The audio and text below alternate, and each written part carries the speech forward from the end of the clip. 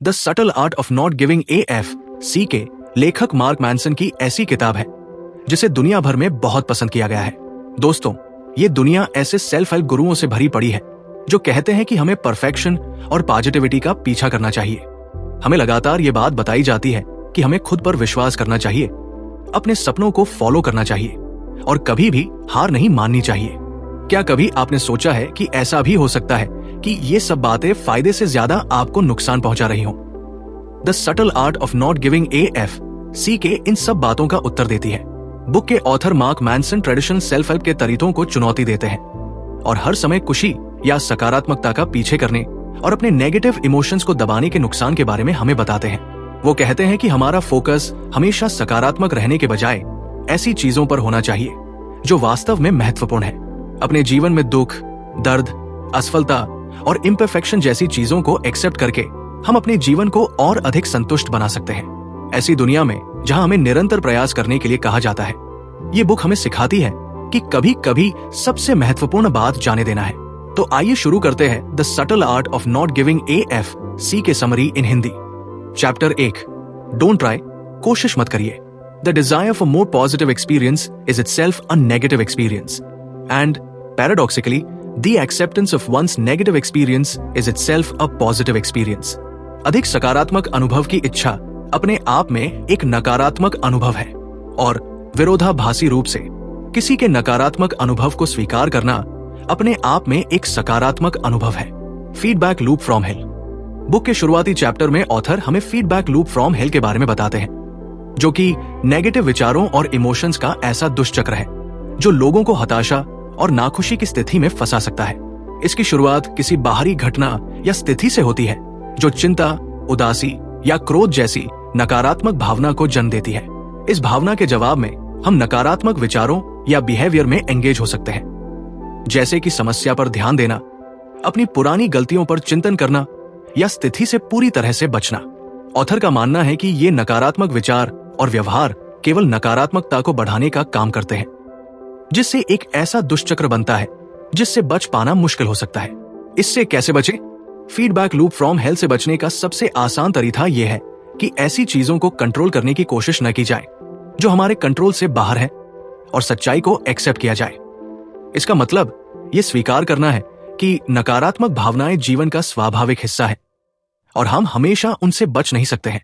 इसका एक मतलब इस सच्चाई को स्वीकार करना है कि हमारे साथ होने वाली हर चीज को हम नियंत्रित नहीं कर सकते हैं और हमें निश्चितता और नियंत्रण की भावना को त्याग देना चाहिए। जब हम इस सच्चाई को स्वीकार कर लेते हैं तो हम अपने नेगेटिव इमोशन से खुद को कंट्रोल करने की पावर छीन लेते हैं और तब हम ऐसी चीजों पर अपना ध्यान केंद्रित कर सकते हैं जिन्हें हम कंट्रोल कर सकते हैं, जैसे अपना behaviour. The subtle art of not giving AFC के हमें उदास रहना नहीं सिखाती है, बल्कि ये हमें बताती है कि हमें अपनी एनर्जी को ऐसी चीजों पर फोकस करना चाहिए जो हमारे लिए वास्तव में महत्वपूर्ण है। इसका मतलब है कि उन चीजों को जाने देना जिन्हें हम नियंत्रित नहीं कर सकते और उन चीजों के बारे में सोचना जो हमारे नियंत्रण में है। बुक हमें यह भी सिखाती है कि हम अपनी खुशियों के लिए खुद जिम्मेदार हैं, क्योंकि दूसरों से ये अपेक्षा रखना कि वो हमें खुश रखेंगे बेईमानी है और दूसरे लोग कैसा फील करते हैं ये चीज भी हमारे नियंत्रण से बाहर है। हम सिर्फ अपने थॉट्स और एक्शंस को कंट्रोल कर सकते हैं। ऐसी चीजों के बारे में न सोचकर जिन्हें हम कंट्रोल नहीं कर सकते, हम खुद को खुश रहने की एक वजह देते हैं तथा हम दूसरों के साथ भी बेहतर संबंध बना सकते हैं, क्योंकि खुश रहने के लिए हमें उनकी आवश्यकता नहीं होती। या फिर ये भी कहा जा सकता है कि हमें उनसे ये अपेक्षा नहीं होती कि वो हमें खुश रखेंगे, और काम अपेक्षा का मतलब है अधिक खुशी। The subtle art of not giving AFC के अच्छा जीवन जीने के लिए एक नया दृष्टिकोण हमारे सामने रखती है। ये हमें हमेशा सकारात्मक या खुश रहने की बजाय चीजों को एक्सेप्ट करना या फिर वास्तविकता को एक्सेप्ट करना सिखाती है और अपनी अवैराग्य को ऐसी चीजों पर केंद्रित करना सिखाती है जो वास्तव में हमारे लिए जरूरी है। Chapter 2, happiness is a problem. प्रसन्नता की चाहत एक समस्या है। ऑथर हमें एक कहानी बताते हैं जिसमें एक राजा ने अपने बेटे को उत्तम जीवन देने की कोशिश की और उसने राजकुमार को सभी कठिनाइयों से बचाकर विलासिता भरा जीवन दिया, लेकिन इसके बावजूद राजकुमार दुखी और अधूरा हो गया। जिज्ञासावश उसने जीवन के संघर्षों को देखने का साहस किया और इस अनुभव ने उसे इतना अभिभूत किया कि उसने अपने आश्रित जीवन के लिए अपने पिता को दोषी ठहराया। जीवन में कठिन परिस्थितियों का सामना करने के लिए राजकुमार ने भिखारी बनने का फैसला किया, लेकिन फिर भी दुख सहने के बावजूद उसे वो सब उत्तर नहीं मिले जिसकी उसे तलाश थी। कई वर्षों बाद एक पेड़ के नीचे मेडिटेशन करते समय राजकुमार को इस महत्वपूर्ण बात का एहसास हुआ कि दुख जीवन का एक अभिन्न हिस्सा है। हर कोई दुख और दर्द का अनुभव करता है, चाहिए उनकी परिस्थितियां कुछ भी क्यों न हो। और इस एहसास ने उन्हें बुद्ध बनाया और उन्होंने ये सीखा कि शांति पाने के लिए दुख दर्द को स्वीकार करना महत्वपूर्ण है। ये बुक इस धारणा को चुनौती देती है कि हम अपने गोल्स को प्राप्त करने के बाद खुश हो सकते हैं। इसके बजाय बुक हमें सिखाती है कि असंतोष मानव जीवन का एक स्वाभाविक हिस्सा है और ये स्थायी खुशी के लिए आवश्यक है। ऑथर हमारा परिचय एक डिस्परमेंट पांडा नामक एक सुपरफिशियल कैरेक्टर से कराते हैं, जो जीवन की कड़वी सच्चाई बताता है और जिसे लोगों को सुनना चाहिए। ये ऐसी सच्चाइयां हैं जिन्हें स्वीकार करना अक्सर मुश्किल होता है, लेकिन इन्हें स्वीकार करके हमें जीवन में आगे बढ़ने और कुछ सीखने में मदद मिल सकती है। जीवन के कठोर सत्यों में से एक ये है कि दुख जीवन का ही एक हिस्सा है। ये हमारे जीवन का एक स्वाभाविक परिणाम है जो कि वास्तव में फायदेमंद हो सकता है।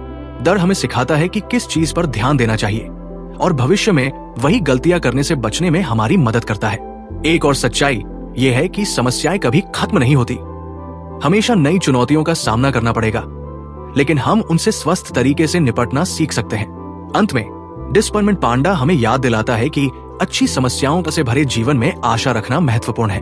इसका मतलब ऐसी समस्याएं हैं जिन्हें हम हल कर सकते हैं और सीख सकते हैं, न कि ऐसी समस्याएं जो हमें कमजोर बनाती है। ये कहानी याद दिलाती है कि जीवन हमेशा आसान नहीं होता, लेकिन ये हमेशा जीने लायक होता है। खुशी समस्याओं को सुलझाने से मिलती है। ऑथर बताते हैं कि हमारे जीवन में समस्याएं बनी रहती है। एक समस्या खत्म होती है तो दूसरी शुरू हो जाती है। उदाहरण के लिए, अगर आप अपनी फिटनेस ठीक करने के लिए एक्सरसाइज करना शुरू करते हैं तो इसके लिए आपको सुबह जल्दी उठना पड़ेगा और अपने काम का समय एडजस्ट करना पड़ेगा। कहने का अभिप्राय यह है कि समस्याएं निरंतर और विकसित होती रहती है, वे गायब नहीं होती है। ऑथर कहते हैं कि खुशी अपनी समस्याओं का समाधान करने से मिलती है। अगर आप टालते हैं या ये मानते हैं कि आपको समस्या नहीं है तो आप खुद को दुखी कर लेंगे। असल बात समस्याओं को सुलझाने के प्रोसेस में है, न कि समस्या मुक्त जीवन जीने में। खुशी एक ऑनगोइंग एफर्ट है, न कि कोई पैसिव गिफ्ट या डिस्कवरी। सच्ची खुशी उन समस्याओं को हल करने में मिलती है जिनका आप आनंद लेते हैं। ये समस्याएं सरल हो सकती है, जैसे अच्छे भोजन का आनंद लेना या वीडियो गेम जीतना, या फिर जटिल समस्याएं जैसे रिश्तों को सुधारना या एक पूर्ण कैरियर ढूंढना। अवधारणा वही है, खुश रहने के लिए समस्याओं का समाधान करें। कुछ लोग इसे इस प्रकार जटिल बनाते हैं: इनकार, समस्याओं को नजरअंदाज करना और अपना ध्यान भटकाना, जिससे असुरक्षा और भावनात्मक दमन होता है। पीड़ित मानसिकता, ये मानना कि वे समस्याओं का समाधान नहीं कर सकते और दूसरों या परिस्थितियों को दोष देते हैं, जिसके परिणाम स्वरूप क्रोध और निराशा होती है। इनकार और दोषारोपण अल्पकालिक राहत प्रदान कर सकते हैं, लेकिन ये अनप्रोडक्टिव होते हैं। कई स्वसहायता दृष्टिकोण अंतर्निहित मुद्दों को हल करने के बजाय अस्थायी समाधान पर ध्यान केंद्रित करते हैं। ये समाधान नशे की तरह है, जो अस्थायी रूप से दर्द को सुन्न करके अस्थायी राहत देते हैं, लेकिन लंबे समय में उस दर्द समस्या को नासूर बना देती है। स्थायी खुशी तभी मिल सकती है जब हम जीवन में आने वाली समस्याओं को सक्रिय रूप से सामना करें और उन्हें निपटाएं। इमोशंस ओवररेटेड होते हैं। इमोशंस हमारे जीवन में मार्गदर्शन का काम करते हैं, लेकिन हमें उन्हें इतना हावी नहीं होने देना चाहिए कि वो ही हमें नियंत्रित करने लगे। इमोशंस हमें प्रॉब्लम का सिग्नल देते हैं और हमारे एक्शंस को पुरस्कृत करते हैं, लेकिन ये टेम्पररी होते हैं और हमेशा हमें पूरी कहानी नहीं बताते हैं। इसलिए हमें अपने इमोशंस पर आंखें बंद करके विश्वास करने की जगह उनसे सवाल करना चाहिए। साथ ही साथ हमें अपने इमोशंस को दबाना भी नहीं चाहिए, क्योंकि ये हमें समस्याओं का पता लगाने में मदद करते हैं, लेकिन हमें उन पर अत्यधिक प्रतिक्रिया करने से भी बचना चाहिए, क्योंकि इमोशंस बदलते रहते हैं और गलत निर्णयों की वजह बन सकते हैं। अनंत खुशियों का पीछा करना एक कभी न खत्म होने वाले चक्र की तरह है। जीवन में उतार चढ़ाव आते रहते हैं और दुख का कोई स्थायी समाधान नहीं है। हमें यह समझना चाहिए कि हर चीज का सकारात्मक और नकारात्मक पक्ष होता है और क्षणभंगुर आनंद का पीछा करने के बजाय हमें अर्थ और उद्देश्य खोजने पर ध्यान केंद्रित करना चाहिए। अपने स्ट्रगल को चुनें। ऑथर कहते हैं कि हमें सिर्फ खुशी की कामना करने की जगह खुद से ये सवाल पूछना चाहिए कि हम इसके लिए कितनी परेशानियों का सामना करने के लिए तैयार हैं। खुश रहना कोई जादू नहीं है। इसे बाधाओं पर काबू पाकर और स्ट्रगल को मैनेज करने खुशी हासिल की जा सकती है। दर्द अपरिहार्य है, लेकिन आप इसे कैसे हैंडल करते हैं ये मायने रखता है। चुनौतियों का सामना करके आप इस प्रक्रिया का आनंद ले सकते हैं। सफलता के लिए सही स्ट्रगल को चुनने की आवश्यकता होती है। इसका मतलब ये नहीं कि असुविधा से बचा जाए, बल्कि ऐसे स्ट्रगल, संघर्ष को ढूंढने हैं जो हमारे जीवन को बेहतर बना सकते हैं। आप कौन हैं, ये इस बात से तय होता है कि आप किस चीज के लिए संघर्ष करने को तैयार हैं। जीवन के असल आनंद यात्रा में है, न कि मंजिल पर। याद रखिए, जीवन कोई फेरीटेल नहीं है। अपने गोल्स के रास्ते में आने वाली चुनौतियों का सामना करें और बलिदान देने या संघर्ष करने के लिए तैयार रहें। सिर्फ सपने न देखें, उन्हें पूरा भी करें। ऐसे संघर्षों को चुनें जो आपको प्रेरित कर सकें और खुशी प्रदान कर सकें। अपना मन बदलना ठीक है। अगर आपको लगता है कि आप जिस रास्ते पर चल रहे हैं वो सही नहीं है, तो नए रास्ते का चुनाव करें और आगे बढ़ें। Chapter 3, you are not special, आप खास नहीं हैं। ऑथर कहते हैं कि हाई सेल्फ एस्टीम मूवमेंट ने एक ऐसी जनरेशन तैयार की है जो वास्तविक सफलता प्राप्त करने से अधिक अपने बारे में अच्छा महसूस करने को प्राथमिकता देते हैं। आत्मसम्मान सफलता या खुशी का विश्वसनीय संकेतक नहीं है। अपने बारे में अच्छा महसूस करने का मतलब ये नहीं है कि आप वास्तव में कुछ सार्थक कर रहे हैं। असफलता और मुश्किलें विकास के लिए आवश्यक है। अगर आप चुनौतियों से बचते हैं तो आप सफलता प्राप्त करने के लिए आवश्यक कौशल और लचीलापन विकसित नहीं कर पाते हैं। ऐसे लोग जो हकदार होते हैं वो भ्रम में रहते हैं। वो मानते हैं कि वे अच्छी चीजों के हकदार हैं, लेकिन उन्हें अर्जित नहीं करना चाहते हैं और अपना अधिकांश समय अपनी असफलताओं को सही ठहराने में बिताते हैं। सच्चा आत्मसम्मान अपनी कमजोरियों का मुकाबला करने से आता है। हमेशा अच्छा महसूस करना जरूरी नहीं है, बल्कि ईमानदारी से अपनी सीमाओं को स्वीकार करने और उन्हें सुधारने के लिए काम करना जरूरी है। हर समय अच्छा महसूस करना एक ऐसी भावना है जो लंबे समय तक नहीं टिकती। स्थायी खुशी पाने के लिए चुनौतियों का सामना करने और वास्तविक उपलब्धि वाला जीवन बनाने से आती है। ऑथर कहते हैं कि हमें सिर्फ अपने बारे में अच्छा महसूस करने पर ध्यान केंद्रित नहीं करना चाहिए।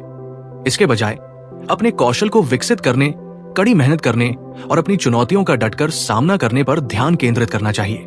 यही सच्चे आत्ममूल्य और खुशी का मार्ग है। असाधारणता का अत्याचार। ऑथर कहते हैं कि हम में से ज्यादातर लोग ज्यादातर चीजों में औसत होते हैं, लेकिन सोशल मीडिया हमें हर चीज में सबसे अच्छा और सबसे नरा भी दिखाता है, जिससे हम अपने अंदर कमी महसूस करते हैं। एक्सेप्शनल यानी असाधारण बनने का ये दबाव हमें इस दबाव से बचने और अपने अंदर महसूस होने वाली कमियों को दूर करने के लिए गलत रास्तों पर चलने से भी नहीं कतराते हैं। वैसे तो टेक्नोलॉजी ने जानकारी को आसानी से उपलब्ध कराया है, लेकिन इसकी वजह से असुरक्षा और शर्म भी फैली है।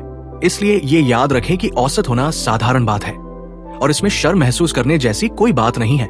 हमारा समाज हर किसी को एक्स्ट्राऑर्डिनरी बनने के लिए प्रेरित करता है और औसत को कमतर मानता है। इतना ही नहीं, ये ध्यान आकर्षित करने के लिए कुछ लोगों को नकारात्मकता अपनाने के लिए मजबूर भी करता है। खुद को या किसी दूसरे को कमतर समझना सही नहीं है। हमें अपनी सामान्यता को स्वीकार करके अपने अंदर सुधार करने के लिए मेहनत करनी चाहिए। Chapter 4, the value of suffering, मुश्किलों की कीमत। ऑथर हमें 2 व्यक्तियों की कहानी बताते हैं जिन्होंने जीवन में असामान्य विकल्प चुने और अपनी पीड़ा में मतलब पाया। हिरू ओनोदा नामक एक सैनिक ने जापान के लिए एक ऐसे युद्ध में लड़ाई लड़ी जो वर्षों पहले खत्म हो चुका था। उन्हें नहीं पता था कि युद्ध खत्म हो गया है और वे लगभग 30 वर्षों तक लड़ते रहे। नोरियो सुजुकी एक यात्री थे जो ओनोडा को खोजने के लिए एक साहसिक यात्रा पर निकले। जंगल में 4 दिनों की खोज के बाद अंततः उसकी मुलाकात ओनोडा से हुई। दोनों व्यक्तियों ने अपने अपने कारणों से अपना जीवन उस चीज के लिए समर्पित कर दिया जो दूसरों को निरर्थक लग सकती है, लेकिन उनके लिए उनकी पीड़ा का अर्थ और उद्देश्य था। ये कहानी हमें दुख और हमारे जीवन में उसके स्थान के बारे में सोचने पर मजबूर करती है। ये पूछने के बजाय कि मैं दुख कैसे रोक सकता हूं, हमें ये पूछना चाहिए कि मैं दुख क्यों भोग रहा हूं। जब हम अपने दुख में अर्थ ढूंढ लेते हैं तो उसे सहना आसान हो जाता है। ओनोडा की कहानी ये भी दिखाती है कि जब हमारे आसपास की दुनिया बदल जाती है तो पीड़ा कैसे अपना अर्थ खो सकती है। जब वो जापान लौटे तो उन्हें एक ऐसा समाज मिला जिसने उन चीजों को महत्व नहीं दिया जिनके लिए उन्होंने संघर्ष किया। इससे उसे एहसास हुआ कि उसकी पीड़ा व्यर्थ थी। ये कहानी याद दिलाती है कि दुख जीवन का एक हिस्सा है, लेकिन इसका अर्थहीन होना जरूरी नहीं है। यदि हम अपनी पीड़ा में उद्देश्य ढूंढ सकें तो ये शक्ति और लचीलेपन का स्रोत बन सकता है। आत्म जागरूकता की परतें। ऑथर कहते हैं कि सेल्फ अवेयरनेस यानी आत्म जागरूकता एक प्याज की तरह है जिसमें कई परतें होती है। इसकी पहली परत है अपने इमोशंस को समझना। दूसरी परत है खुद से पूछना कि आप ऐसा क्यों महसूस करते हैं। इससे आपको ये पता लगाने में मदद मिलती है कि आपके लिए क्या मायने रखता है और आप सफल या असफल क्यों महसूस करते हैं। सबसे अंदर की परत सबसे कठिन है और अपनी वैल्यूज पर सवाल करना और खुद को कैसे मापते हैं। ये जरूरी है क्योंकि ये हमारे सोचने, महसूस करने और जीने के तरीके को प्रभावित करता है। आत्मजागरूक लोग कठिन प्रश्न पूछते हैं और असुविधा से नहीं कतराते। वे अपनी गलतियों से सीखते हैं और आवश्यकतानुसार अपना दृष्टिकोण बदलते हैं। भले ही जीवन में समस्याएं आती है, हम चुनते हैं कि उन्हें कैसे देखा जाए और वे हमें कैसे प्रभावित करती है। अपने विचारों पर नियंत्रण रखकर और हम सफलता को कैसे मापते हैं, हम अपनी खुशी को आकार दे सकते हैं।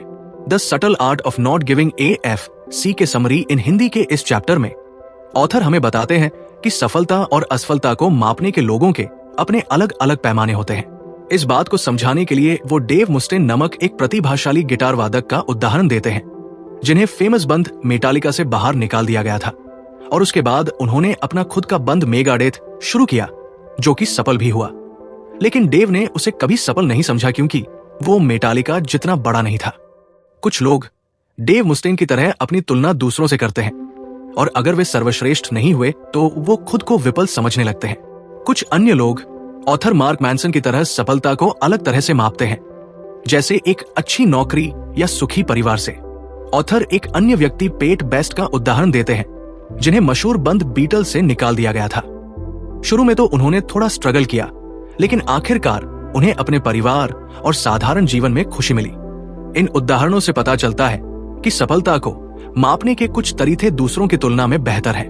कुछ तरीके ऐसी अच्छी समस्याओं को जन्म देते हैं जिन्हें हल करना आसान होता है, जबकि अन्य बुरी समस्याओं को जन्म देते हैं जिन्हें हल करना मुश्किल होता है। इसलिए सबसे ज्यादा जरूरी है कि लगाया जाए कि आपके लिए क्या मायने रखता है और उसके आधार पर अपनी सफलता को मापे। घटिया वैल्यूज। ऑथर कहते हैं कि जीवन में कई वैल्यूज ऐसी होती हैं जो जीवन में कठिनाई और लगातार समस्याओं को जन्म देती है। ऐसी ही कुछ वैल्यूज के बारे में उन्होंने बताया है जो इस प्रकार है। प्लेजर, आनंद। वैसे तो प्लेजर का आनंद लिया जा सकता है लेकिन ये जीवन का मुख्य लक्ष्य नहीं होना चाहिए। सिर्फ प्लेजर पर ध्यान केंद्रित करने से चिंता, अवसाद और अन्य समस्याएं हो सकती है। वास्तविक खुशी अन्य मूल्यों से आती है और आनंद स्वाभाविक रूप से आता है। मटेरियल सक्सेस, भौतिक सफलता, सिर्फ पैसा और संपत्ति ही जीवन में खुशी नहीं ला सकते। बुनियादी जरूरतों को पूरा करने के बाद पैसे या संपत्ति का खुशी पर बहुत कम प्रभाव पड़ता है। भौतिक सफलता पर बहुत ज्यादा ध्यान केंद्रित करने के अन्य महत्वपूर्ण वैल्यूज को नुकसान पहुंच सकता है। हमेशा सही बने रहना। ऑथर कहते हैं कि जब हम हमेशा सही बने रहते हैं तो हम खुद के सीखने और आगे बढ़ने के रास्ते बंद कर देते हैं। अपनी गलतियों को स्वीकार करना और दूसरों के दृष्टिकोण को समझना पर्सनल डेवलपमेंट के लिए जरूरी है।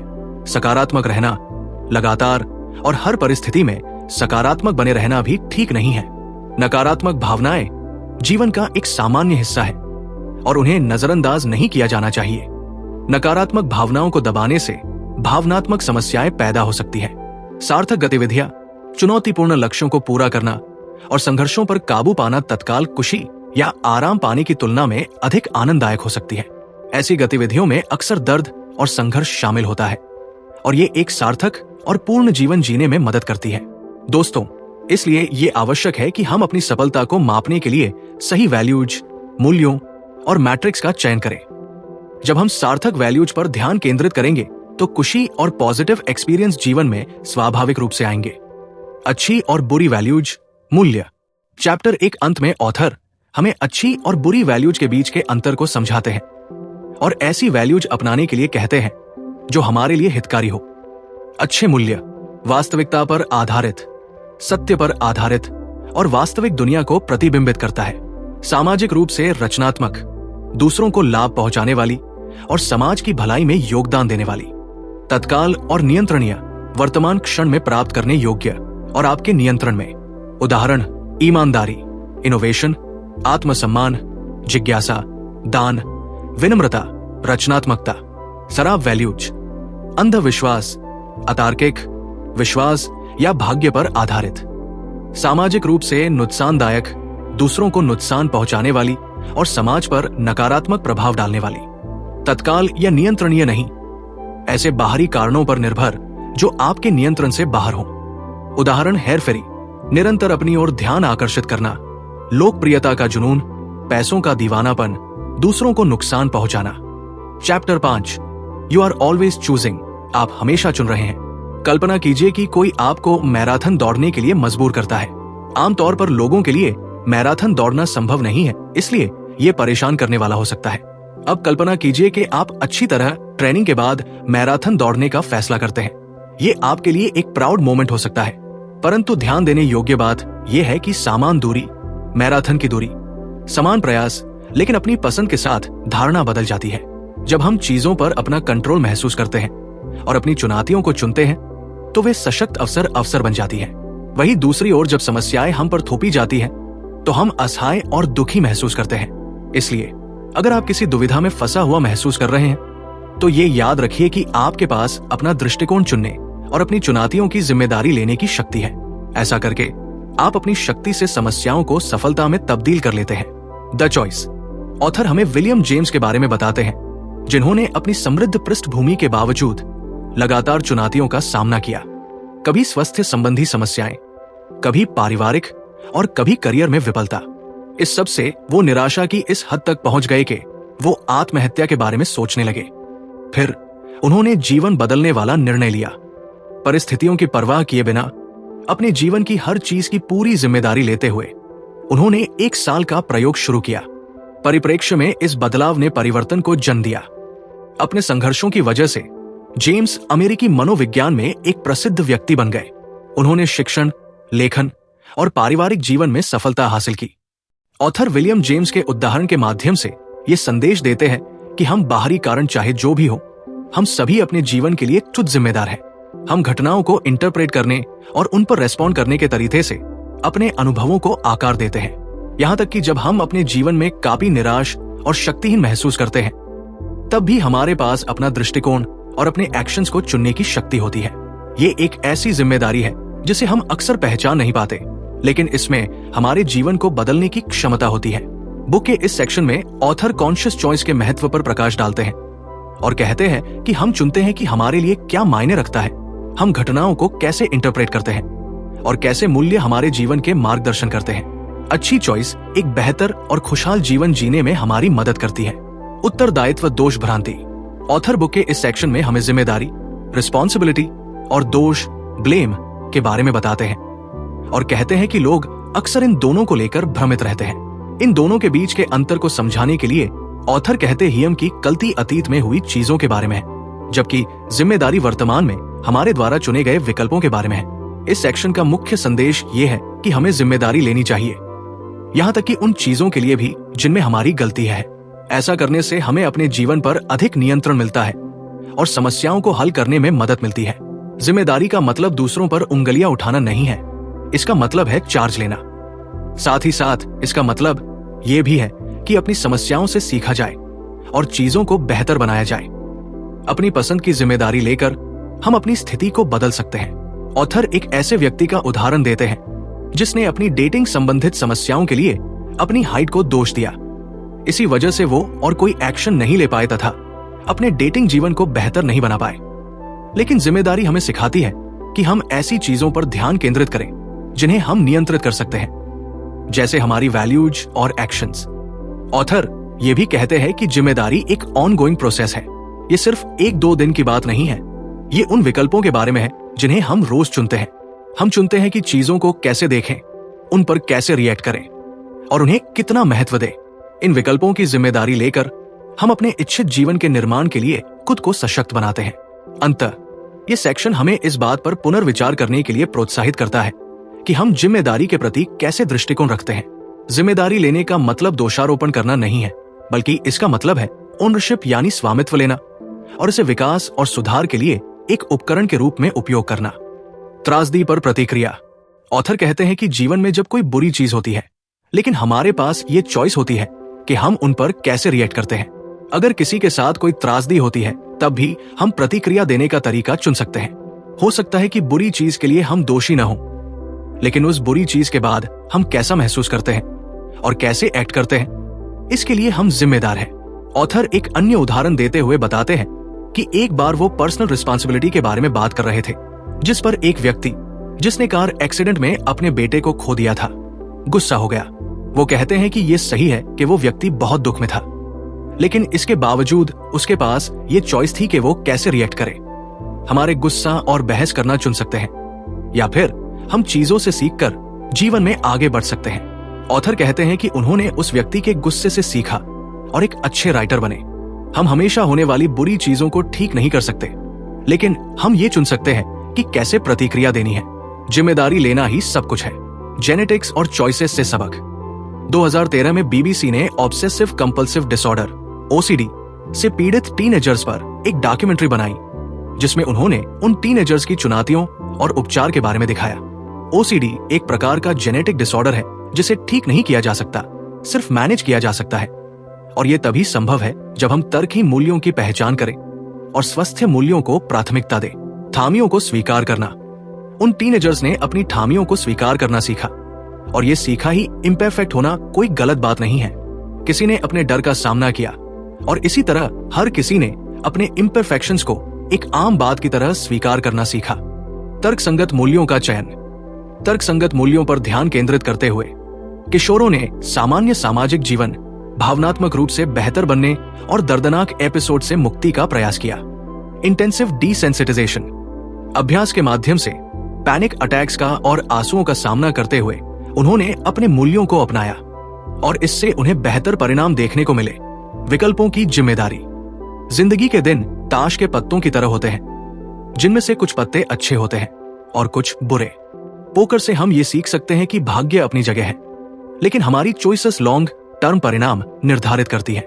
इसी तरह जीवन की चुनौतियां, चाहे वो अनुवांशिक, जेनेटिक हो या फिर परिस्थिति जन्य, अपनी चॉइसेस के लिए जिम्मेदारी की मांग करती है। विक्टिमहुड से आगे बढ़ना। जीवन में चाहे जितनी भी चुनौतियां क्यों न हो, हम अपनी जिम्मेदारी से मुक्त नहीं हो सकते हैं। चुनौतियां सबके जीवन में आती हैं, लेकिन कुछ लोग उनसे हार मानकर बैठ जाते हैं और कुछ आगे बढ़ते रहते हैं। स्वीकृति और प्रोएक्टिव विकल्प हमारी जिम्मेदारी को परिभाषित करते हैं। Victimhood check. ऑथर कहते हैं कि इंटरनेट और सोशल मीडिया के इस दौर में जिम्मेदारी फॉल्ट फैलेसी, लोग अपनी समस्याओं का दोष दूसरों को देकर उन्हें हल करने से बचते हैं। इंटरनेट और सोशल मीडिया ने दूसरों को दोष देना आसान बना दिया है। लोग अपनी समस्याओं को सुलझाने से बचने और ध्यान आकर्षित करने विक्टिमहुड चेक के लिए इसका उपयोग करते हैं, और ये सब सभी तरह के लोगों का साथ हो रहा है, चाहे वो किसी भी उम्र के हो या समाज के किसी भी तबके से संबंध रखते हो। हर कोई खुद को पीड़ित जैसा महसूस करता है। मीडिया को ये सब बहुत पसंद है, क्योंकि इससे वे पैसे बनाते हैं। वो छोटी छोटी बातों को उठाते हैं और उन्हें तूल दे देते हैं, जिससे सभी नाराज हो जाते हैं। ये क्रोध हमें विभाजित करता है और वास्तविक समस्याओं से ध्यान भटकाता है। विक्टिमहुड चेक के साथ समस्या ये है कि ये वास्तविक पीड़ितों को आहत करता है। लोग आहत महसूस करने के आदी हो जाते हैं, जो एक नशे की तरह है, लेकिन लंबे समय में ये हमारे लिए बुरा है। लोकतंत्र में रहने का मतलब उन लोगों से निपटना है जिन्हें हम पसंद नहीं करते हैं। हमें अपनी लड़ाई चुननी होगी। जिनसे हम असहमत हैं उन्हें समझना होगा, और सब खबरों पर विश्वास करने से बचना होगा। हमें ईमानदार और पारदर्शी होने की जरूरत है, न कि केवल सही महसूस करने या बदला लेने पर ध्यान केंद्रित करने की। ये मूल्य हमारे लोकतंत्र के भविष्य के लिए महत्वपूर्ण है। हमें जिम्मेदारी लेने और ये सुनिश्चित करने की जरूरत है कि वे जीवित रहें। इसका कोई तरीका नहीं है। ऑथर कहते हैं कि अगर हमें यह पता चल जाए कि वास्तव में हमारे लिए क्या मायने रखता है, तो खुद को चेंज करना सरल है। लेकिन सरलता का मतलब ये नहीं कि ये आसान है। मूल्यों में बदलाव के साथ अनिश्चितता महसूस करना, असफलता का डर और पुराने मूल्यों को मानने वाले लोगों के रिजेक्शन जैसी चुनौतियां आती है। ये असुविधाएं अपरिहार्य है, लेकिन ये आवश्यक है, क्योंकि आप अपना ध्यान ऐसी चीजों पर केंद्रित करते हैं जो वास्तव में आपके ध्यान के योग्य है। इस परिवर्तनकारी यात्रा में अनिश्चितता को अपनाना एक सकारात्मक पहलू है, जो विकास का संकेत है। Chapter 6, You're wrong about everything, but so am I। आप हर चीज में गलत है और मैं भी। The subtle art of not giving AF के समरी इन हिंदी के इस चैप्टर में ऑथर हमें बताते हैं कि कैसे हम हमेशा चीजों के बारे में गलत होते हैं। लेकिन ये स्वाभाविक है, क्योंकि हम सभी समय के साथ सीखते और आगे बढ़ते हैं। ये पोकर के खेल की तरह है, जिसमें चीजें संयोग से होती हैं। लेकिन हम ऐसे विकल्प चुनते हैं जो परिणाम को प्रभावित करते हैं। ऑथर का सुझाव है कि हमें अपनी मान्यताओं पर सवाल उठाने से नहीं डरना चाहिए और नए विचारों के लिए खुद को खुला रखना चाहिए। इसी तरह हम बढ़ते हैं और सीखते हैं। निश्चितता को पकड़कर रखना वास्तव में हमें पीछे खींचता है। ऑथर ये भी कहते हैं कि हम जो अच्छा या बुरा सोचते हैं वो हर किसी के लिए अलग अलग हो सकता है। इसका कोई सही या गलत उत्तर नहीं है। आने वाली पीढ़ियां शायद हमारी मान्यताओं पर उसी तरह हंसेंगी जैसे हम अतीत में लोगों की सोच पर हंसते हैं। इसका मुख्य संदेश ये है कि गलत होना ठीक है, सीखते रहें और बदलाव के लिए तैयार रहें। अपने बिलीफ के आर्किटेक्ट। कल्पना कीजिए कि आप एक ऐसे कमरे में हैं जहां लाइट्स और बटन्स हैं। आप कोई बटन दबाते हैं और उससे लाइट जल जाती है। आपको लगता है कि आपके बटन दबाने से ही लाइट जली है, लेकिन लाइट रैंडम है जो थोड़ी देर में कुछ जल जाती है। हमारा मस्तिष्क भी इसी तरह काम करता है और दुनिया को समझने के लिए चीजों को जोड़ता है, भले ही वे गलत क्यों न हो। Button experiment. कमरे में लोग पॉइंट्स हासिल करने के लिए पत्तों दबाते हैं, लेकिन पॉइंट्स रैंडम है, लेकिन फिर भी वे पॉइंट्स हासिल करने के लिए खुद के रूल बना लेते हैं। Meaning makers. हमारा मस्तिष्क मशीन की तरह है जो अनुभवों को जोड़कर कोई तार्किक बात बनाता है। हम बटन को देखते हैं और उसके बाद लाइट को, और फिर ये सोचते हैं कि हमारे बटन दबाने से ही लाइट जली है। मस्तिष्क संबंधी गड़बड़ियां। हमारा मस्तिष्क पूर्ण नहीं है। हम गलतियां करते हैं और उन चीजों पर विश्वास कर लेते हैं जो सच नहीं है। टाइट पकड़ना। एक बार जब किसी चीज पर विश्वास कर लेते हैं तो हमारा मस्तिष्क उसे छोड़ना नहीं चाहता, भले ही वो गलत क्यों न हो। गलत विश्वास। हम जो मानते हैं उसमें से अधिकांश गलत है या कम से कम पूरी तरह सच नहीं है। हमारा दिमाग पक्षपाती है और चीजों को स्पष्ट रूप से नहीं देख पाता है। असुविधाजनक सत्य। ये स्वीकार करना कि हमारी मान्यताएं गलत है असुविधाजनक है, लेकिन दुनिया को सीखने और समझने के लिए ये महत्वपूर्ण है। याद रखें, हमारा दिमाग दुनिया को समझने में बहुत अच्छा है, लेकिन वे हमेशा सही नहीं होते। हमें अपने पूर्वाग्रहों के प्रति जागरूक रहने और नई चीजें सीखने के लिए खुले रहने की जरूरत है। सावधान रहें कि आप क्या मानते हैं। कल्पना कीजिए कि आपको ये याद आता है कि आपके पिता ने आपके बचपन में कुछ गलत किया है और ये याद करके आप परेशान रहने लगते हैं। फिर आपको पता चलता है कि ऐसा कुछ हुआ ही नहीं था, ये सिर्फ आपके दिमाग की उपज थी। ऑथर कहते हैं कि ऐसा ही कुछ मेरेडिथ के साथ भी हुआ। उन्हें लगा कि उनके पिता ने उनके साथ दुर्व्यवहार किया, लेकिन फिर बाद में पता चला कि ये एक गलत मेमोरी थी। इस सब की वजह से मेरेडिथ का परिवार बहुत परेशान हो गया और उन्हें बहुत बुरा भी लगा। इस कहानी से हमें पता चलता है कि हमारा मस्तिष्क परफेक्ट नहीं होता है। बहुत से मेमोरी गेम की तरह यादें हमारे मस्तिष्क में ट्रेवल करते समय गड़बड़ा सकती है। हमारा मस्तिष्क चीजों को समझना चाहता है और इसलिए वो गैप्स को भरने के लिए चीजें बना लेता है। हमारी भावनाएं और बिलीव्स भी हमारी यादों को ट्विस्ट कर सकते हैं। इस सब को फॉल्स मेमोरी सिंड्रोम कहते हैं और ये सबको दुख पहुंचा सकता है। इससे बचने के लिए हम क्या कर सकते हैं? हम जो मानते बिलीव है उसके बारे में हमें सावधान रहना चाहिए। खासतौर से अपने बारे में हमारे जो बिलीव्स हैं उनसे सावधान रहने की जरूरत है। हमें अपने विचारों और भावनाओं पर सवाल उठाने चाहिए, भले ही वे कितने भी मजबूत विचार और भावनाएं क्यों न हो। अलग अलग दृष्टिकोणों को जानने के लिए ऐसे लोगों से भी बात करें जिन पर आप भरोसा नहीं करते हैं। हमें ये याद रखना चाहिए कि हर किसी की याददाश्त कमजोर होती है, यहाँ तक कि हमारी भी। सतर्क रहकर और खुले दिमाग से हम झूठी यादों के दर्द से बच सकते हैं और बेहतर रिश्ते बना सकते हैं। दोस्तों, हमारा मस्तिष्क एक शक्तिशाली टूल है, लेकिन ये हमेशा सही नहीं होता है। इसलिए हमें इसे सावधानी से उपयोग करना चाहिए और इसके आउटपुट पर सवाल उठाने से नहीं डरना चाहिए। निश्चितता के खतरे। एरिन का मानना है कि वो मौत को पछाड़ सकती है और इसके लिए उसे आपकी जरूरत है, लेकिन उसे आपसे सलाह नहीं चाहिए। वो चाहती कि आप उसके प्रेमी बने और आप दोनों मिलकर मौत को पछाड़े और अमर बन जाए। एरिन के साथ समस्या है कि वो अपनी इस बात पर पागलों की तरह विश्वास करती है और इसे गलत मानने के लिए तैयार नहीं है। एरिन की कहानी से हमें निश्चितता के खतरों के बारे में पता चलता है, जो इस प्रकार है। वास्तविकता को नजरअंदाज करना। निश्चितता हमें सच्चाई से दूर कर सकती है। एरिन का अपने भाग्य पर विश्वास इतना ज्यादा था कि वो किसी और सुझाव पर हावी हो जाता था, जिसकी वजह से वो किसी भी सबूत पर विश्वास नहीं करती थी। बुराई को उचित ठहराना। निश्चितता हानिकारक कार्यों को बढ़ावा देती है। नस्लवादी, कट्टरपंथी और दुर्व्यवहार करने वाले सभी अपने अटूट विश्वासों के आधार पर नैतिक धार्मिकता का दावा करते हैं। असुरक्षा को बढ़ावा देना। निश्चितता की खोज अक्सर गहरी असुरक्षा की ओर ले जाती है। एरिन को सत्यापन की निरंतर आवश्यकता उसके जुनून को बढ़ाती है। अनिश्चितता को स्वीकार करने का मतलब अज्ञानता नहीं बल्कि खुलापन है। इसके कुछ फायदे जो ऑथर ने बताए हैं इस प्रकार है। जिज्ञासा और विकास। अनिश्चितता हमें सीखने और बढ़ने में मदद करती है। एरिन की रिजिड मान्यताएं उसके व्यक्तिगत विकास में बाधा डालती है। गैर निर्णयात्मक। अनिश्चितता पूर्वाग्रहों और निर्णयों को दूर करती है, जिससे हम दुनिया को स्पष्ट रूप से देख पाते हैं। एरिन की निश्चितता दूसरों के प्रति उसकी धारणा को धूमिल कर देती है। विनम्रता और परिवर्तन। अनिश्चितता आत्मचिंतन और परिवर्तन की इच्छा को प्रोत्साहित करती है। एरिन का पूर्ण विश्वास उसे अपने मूल्यों में सुधार करने से रोकता है। एरिन के उदाहरण से हमें यह सीखने को मिलता है कि निश्चितता खतरनाक हो सकती, जो हमारे व्यक्तिगत विकास में रुकावट पैदा कर सकती है। अनिश्चितता हमें सीखने, जीवन में आगे बढ़ने और बेहतर रिश्ते बनाने में हमारी मदद करती है। इसलिए हमें अनिश्चितता को स्वीकार करना चाहिए, अपनी मान्यताओं पर सवाल उठाना चाहिए और एक बेहतर जीवन के लिए बदलाव करने के लिए तैयार रहना चाहिए। Manson law of avoidance. कल्पना कीजिए कि भरी ठंड में आप एक अच्छा स्वेटर कंफर्टेबल है। तभी कोई आकर आपको एक फैंसी जैकेट देकर कहता है कि उसे पहनकर आप बहुत अच्छे लगेंगे। आपको लालच तो आएगा, लेकिन साथ ही साथ अपने कंफर्ट जोन से निकलकर ठंड में कपड़े चेंज करने से आप बचना चाहेंगे। यही मैनसन लॉ है।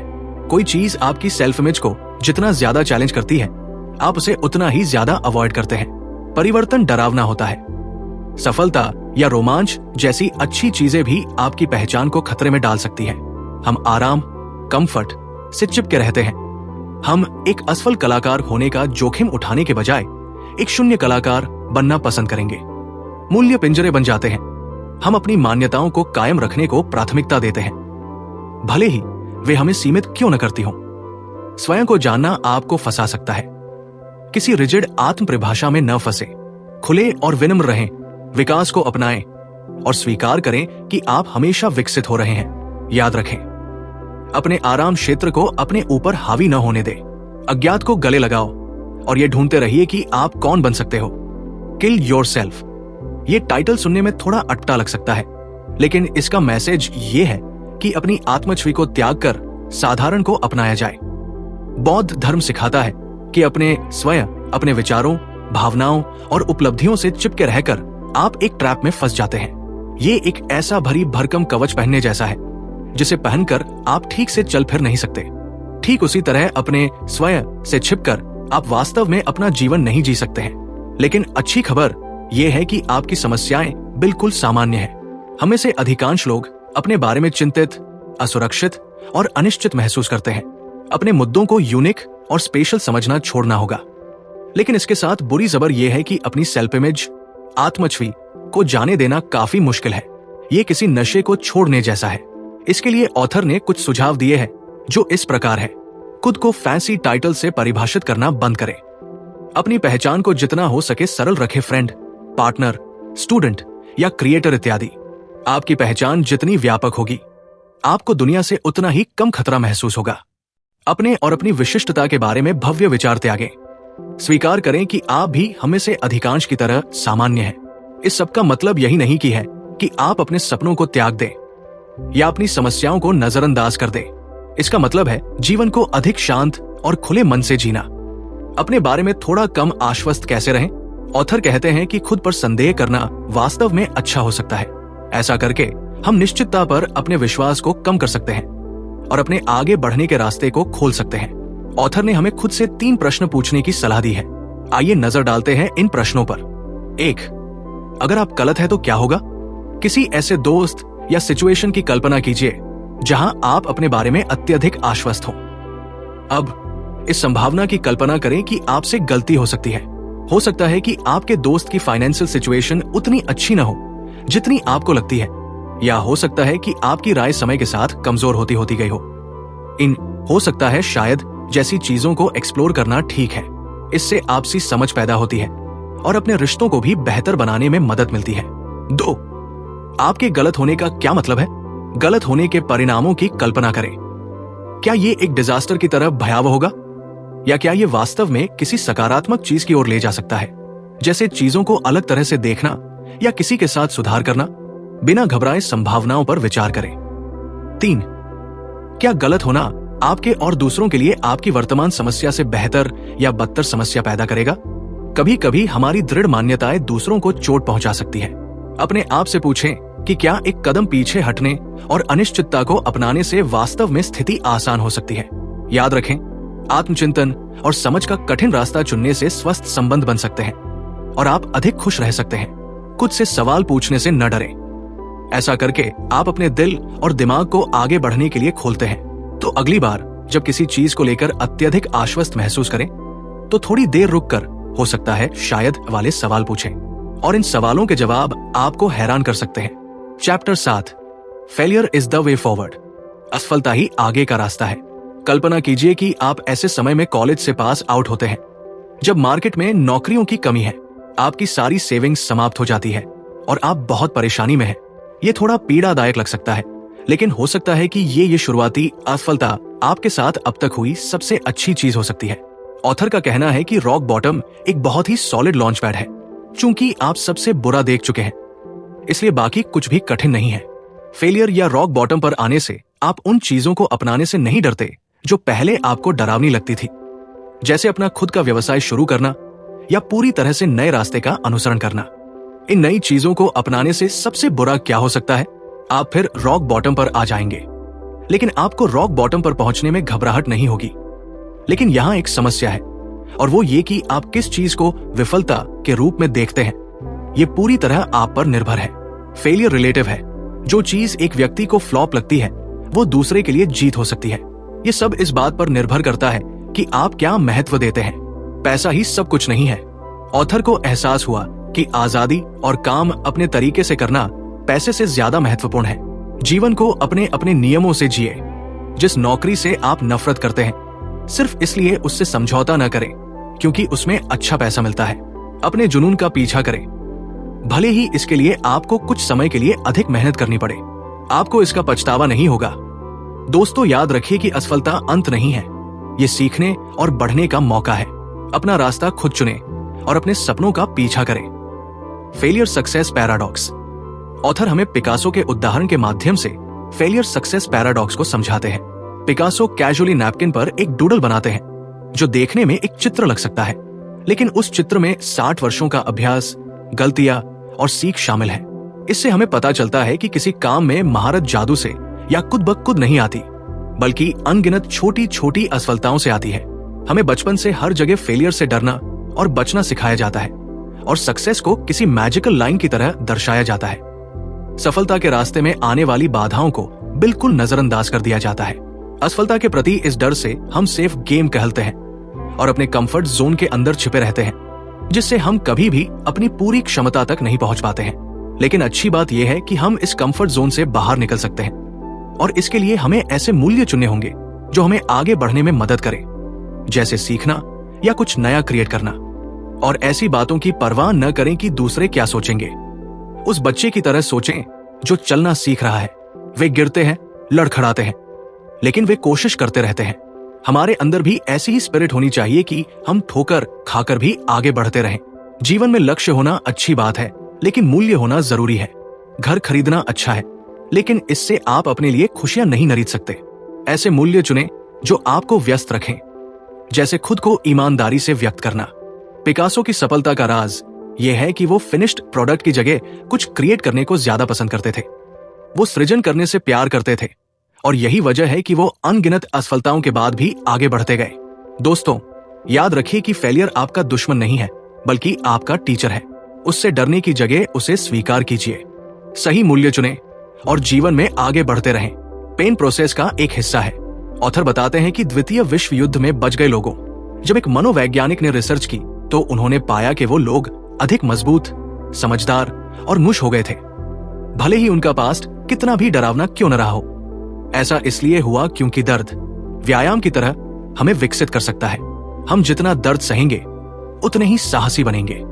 कैंसर से उबरने वाला व्यक्ति बीमारी को मात देने के बाद अजेय महसूस कर सकता है और सैनिक कठिन परिस्थितियों में भी मजबूत रहना सीखते हैं। लेकिन अगर आप हमेशा दर्द से भागते हैं तो आप विकास करने से चूक जाते हैं। ये व्यायाम से छिपने जैसा है, क्योंकि इससे आपकी मांसपेशियों में दर्द होता है।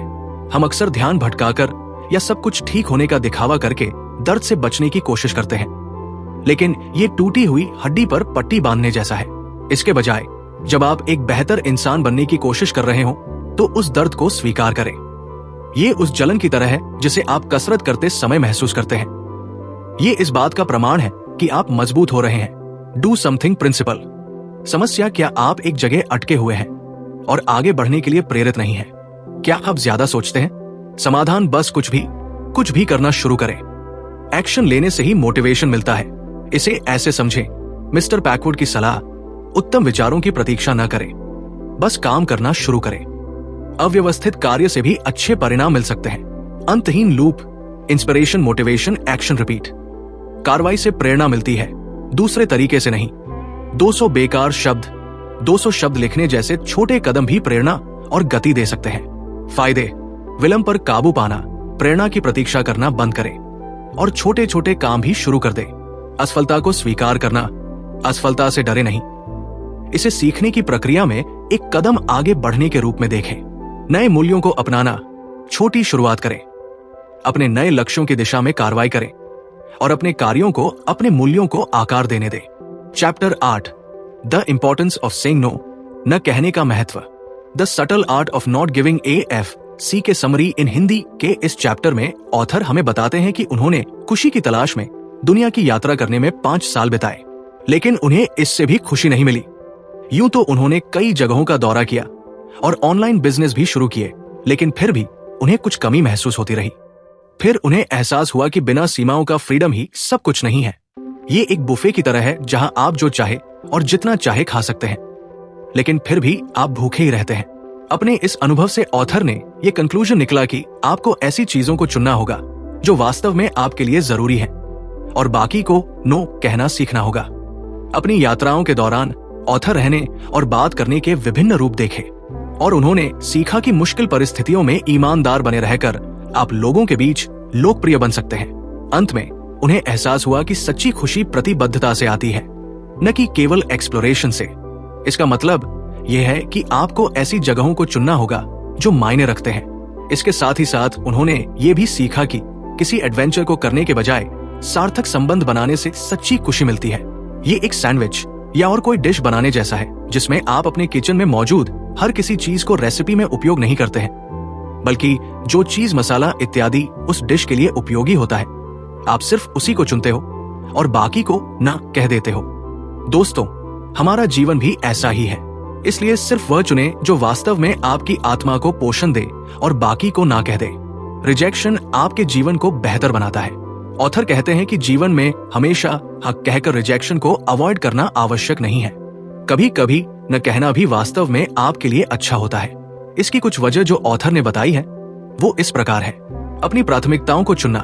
जब आप किसी चीज के लिए न कहते हैं तो आप उन चीजों पर फोकस कर सकते हैं जो आपके लिए वास्तव में महत्वपूर्ण है, जैसे कोई मजबूत रिश्ता बनाने या किसी कौशल में महारत हासिल करने के लिए वर्षों बिताना। इससे आपके जीवन को अर्थ और उद्देश्य, पर्पस मिलता है। No pain no gain. Rejection को अवॉइड करने से डर हर चीज के लिए हाँ कह देना आसान है, लेकिन अगर आप ज्यादा समय तक ऐसा करते रहे तो आप दिशाहीन हो सकते हैं। हर चीज के लिए हाँ कहकर आप अपने जीवन के लक्ष्य निर्धारित करने के लिए समय नहीं निकाल सकते। अपनी बात पर ठायम रहना। किसी चीज को चुनने का एक मतलब है बाकी और चीजों को रिजेक्ट करना। ऐसी चीजें जो आपके मूल्यों से मेल नहीं खाती, उन्हें ना कहने से जीवन अधिक खुशहाल होता है। रिजेक्शन दुश्मन नहीं है, ये जीवन का एक सामान्य हिस्सा है जिसे सभी लोग अनुभव करते हैं, और ये मददगार भी हो सकता है क्योंकि ये आपको जीवन के उन क्षेत्रों के बारे में बताता है जहां आपको सुधार करने की आवश्यकता है। रिजेक्शन आपको मजबूत बनाता है। न कहकर रिजेक्शन का सामना करना मुश्किल हो सकता है, लेकिन लंबे समय में ये आपको साहसी और अधिक आत्मविश्वासी बनाता है।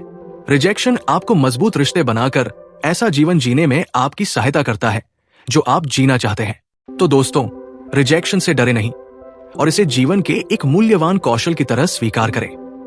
यह आपको जीवन में आगे बढ़ने और खुद का सर्वश्रेष्ठ प्रदर्शन करने में मदद कर सकता है। दोस्तों, याद रखिए, कभी कभी चीजों के लिए कहना भी ठीक है और ये लंबे समय में आपके जीवन को बेहतर बना सकता है। सीमाएं। ऑथर रोमियो और जूलियट की कहानी में हमारे समाज में प्रचलित रोमांटिक आइडियल पर सवाल उठाते हैं और कहते हैं कि सच्चा प्यार वो है जिसमें सीमाएं हो, रिस्पॉन्सिबिलिटी हो और रिजेक्शन हो। अस्वस्थ बनाम स्वस्थ प्रेम। अस्वस्थ प्रेम वह है जिसमें समस्याओं से बचने के लिए एक दूसरे का उपयोग किया जाता हो, जबकि स्वस्थ प्रेम आपसी सहयोग से व्यक्तिगत समस्याओं का समाधान करता है। स्वस्थ रिश्तों में मजबूत सीमाएं जिम्मेदार और अच्छे व्यवहार को जन्म देती है। सीमाओं को परिभाषित करना। जब हम स्वस्थ सीमाएं निर्धारित करते हैं तो हम खुद का और अपने रिश्ते का ख्याल करते हैं। हम स्वतंत्र और जिम्मेदार बनते हैं, जिससे हमारा पार्टनर सम्मानित और सपोर्टेड महसूस करते हैं। दोनों पार्टनर्स के लिए ये एक विन विन सिचुएशन होती है। शराब सीमाओं के उदाहरण। खराब सीमाएं सूद के जाल में उलझने के समान है। आप बहुत से चीजों को नियंत्रित करने की कोशिश करते हैं, अपनी समस्याओं के लिए दूसरों को दोष देते हैं या उनकी समस्याओं के लिए खुद को जिम्मेदार मानते हैं। इससे ये जानना कठिन हो जाता है कि आपकी समस्या क्या है और उनकी क्या है, और ये आपके रिश्ते को गड़बड़ और निराशाजनक बना सकता है। हकदार रिश्ते। कुछ लोग सोचते हैं कि दूसरों को उनकी समस्याओं का समाधान तो करना ही चाहिए, उनके लिए और भी सब कुछ करना चाहिए। इससे रिश्ते खराब हो सकते हैं। ये एक ऐसा खेल खेलने जैसा है जिसमें या तो आपको हमेशा मदद की जरूरत होती है, पीड़ित, या फिर आप हमेशा सबको ठीक करने की कोशिश कर रहे होते हैं, बचाने वाला। दोनों में कोई भी तरीका स्वस्थ नहीं है। सच्चा प्यार और त्याग। सच्चे प्यार का मतलब है बिना किसी मजबूरी के अपना सब कुछ त्याग करने को तैयार रहना। आप अपने साथी के लिए चीजें इसलिए करते हैं क्योंकि आप ऐसा करना चाहते हैं, इसलिए नहीं कि आप बदले में कुछ पाने की उम्मीद करते हैं। सच्चे प्यार में आप अपने पार्टनर को गले इसलिए लगाते हैं क्योंकि आप उनकी केयर करते हैं, इसलिए नहीं क्योंकि आप बदले में उनसे कुछ एक्सपेक्ट करते हैं। मजबूत सीमाओं का महत्व। जो लोग अपने रिश्तों में मजबूत सीमाएं बनाना जानते हैं, वो जानते हैं कि कोई भी व्यक्ति पूर्ण नहीं होता। वे भावनात्मक रूप से प्रभावित हुए बिना या एक दूसरे को नियंत्रित करने की कोशिश किए बिना एक दूसरे को बढ़ने और समस्याओं को हल करने में मदद करने में खुश होते हैं। Unconditional love. सच्चा प्यार का मतलब है अपने पार्टनर को हर हाल में खुश रखना। सच्चे प्यार में आप अपने पार्टनर को जैसा वो है उसे उसी रूप में ही एक्सेप्ट करते हैं, न कि उन्हें बदल कर एक्सेप्ट करते हैं। जैसा किसी गार्डन में होता है जहां विभिन्न प्रकार के फूल एक दूसरे के बगल में खिल रहे होते हैं। विश्वास कैसे बनाएं? रिश्तों में ट्रस्ट यानी विश्वास सुपरग्लू का काम करता है, इसलिए ये आवश्यक है कि आप कठिन से कठिन परिस्थिति में भी ईमानदार बने रहें, क्योंकि झूठ से विश्वास टूट जाता है। जब तक आप साथ मिलकर काम करते हैं तब तक थोड़ी बहुत असहमतियां ठीक है, लेकिन ये याद रखिए कि जैसे कांच को टूटने के बाद जोड़ा नहीं जा सकता, वैसे ही विश्वास को भी टूटने के बाद जोड़ना बहुत मुश्किल होता है। विश्वास ईमानदारी और खुलकर बात करने से बनता है। रिश्तों में कॉन्फ्लिक्ट सामान्य बात है, इससे आपको एक दूसरे की बेहतर समझ होती है।